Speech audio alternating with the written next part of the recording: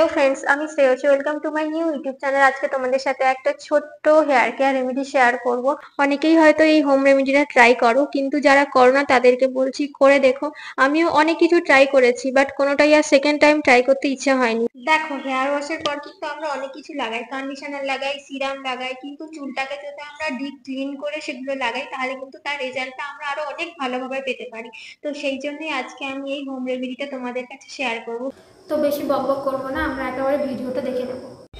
কিছুই নয়, শুধুমাত্র একটা উপকরণই লাগবে, সেটা হলো পাতিলেবু। সেটাকে ছোট ছোট করে কেটে ব্লেন্ডারে দিয়ে ব্লেন্ড করে নিলেই হয়ে যাবে।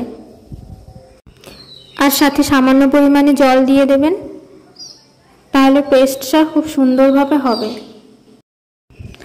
আমার পেস্টটা কমপ্লিট। এবার একটা ছেঁকনি দিয়ে ভালো করে ছেঁকে নেব।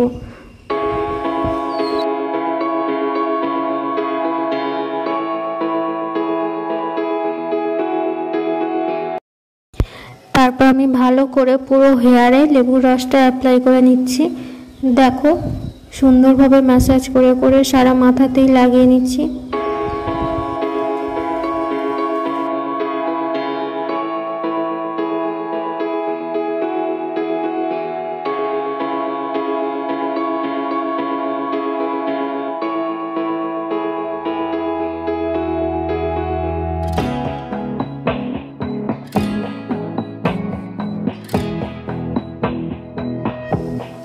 হয়ে গেছে। এবার আমি চুলটাকে গুটিয়ে ভালো করে একটা ক্লিপ দিয়ে টাইট করে আটকে দেবো, আর আধ ঘন্টার জন্য এটাকে ছেড়ে দেবো। আর আধ ঘন্টা পর ভালো করে শ্যাম্পু দিয়ে ওয়াশ করে নেব।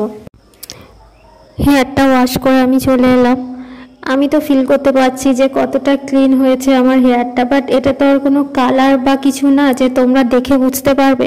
এটা যে করবে সেই বুঝতে পারবে। মাথাটা পুরো হালকা লাগবে নর্মাল শ্যাম্পু করে, আর তার আগে পুরো একদম ক্লিনজিংয়ের মতো কাজ করে।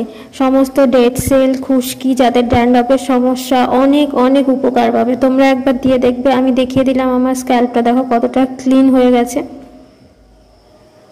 যদি সম্ভব হয় তাহলে করো, দেখবে উপকার পাবে। তো আজকের ভিডিওটা এই পর্যন্তই। যদি ভালো লাগে একটা লাইক করে দিও আর সাবস্ক্রাইব করে পাশে থেকো। ধন্যবাদ।